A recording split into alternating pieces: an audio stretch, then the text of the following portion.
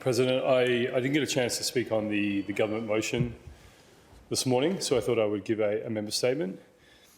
In particular I'd like to really talk about not necessarily the government assistance payments. There were enough members talking about that this morning, but more about how these payments can be claimed through using the Service WA app. And to borrow a line from the government's website, families are encouraged to get ready to claim the offer now by downloading the Service WA app and setting up their digital identity through MyGov ID.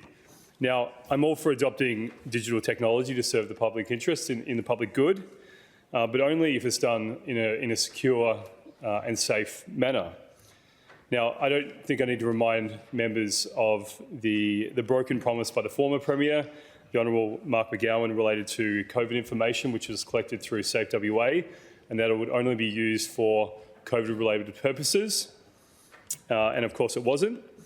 And now we have a different app, which is Service WA, which is expanding its footprint, its capabilities, and offering more services and functionality through it. To use an aid memoir, President, and refer to my phone, the services that you can use for Service WA today is you can connect to Emergency WA, Fish Catch WA, Fuel Watch, Shark Smart, Unclaimed Money, I'm not sure what that is, and weather stations.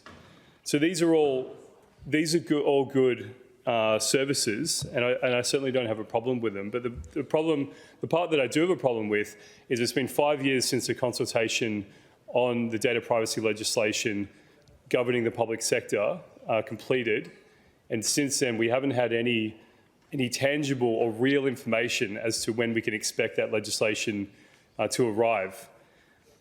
Now, I've asked this question multiple times in Parliament. Since 2021, I've asked 8 times to be exact about when we can expect data privacy legislation for the public sector in WA.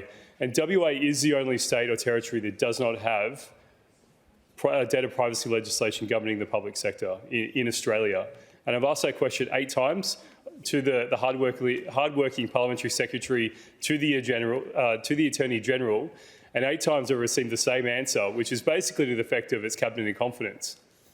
But that doesn't tell us when we can expect it. We have 1 year left before this Parliament prorogues and we go to an election, and we have an Attorney General who's with this data privacy legislation that's been sitting on his desk, I think for probably the last 15 years, since there were reports about the data linkage in the medical sector and the need for data privacy legislation was raised in WA, and we have the Attorney General retiring in a year, and we still don't know when this data privacy legislation is coming.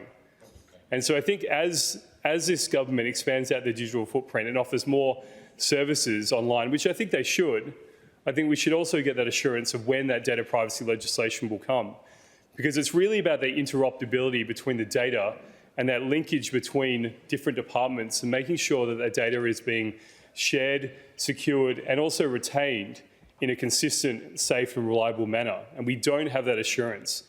And we've seen countless examples of data breaches in the public sector and through apps that the government offers.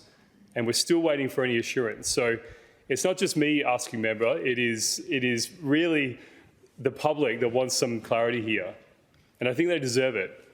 And so as this service continues, as this app continues to grow, and the footprint and the blast radius of this information will expand, and the risk associated with holding and storing, retaining that information increases, I think there should be a response, and a little bit more clarity would be nice. So I will continue asking that same question, and I hope that next time the answer is a little bit more fulsome.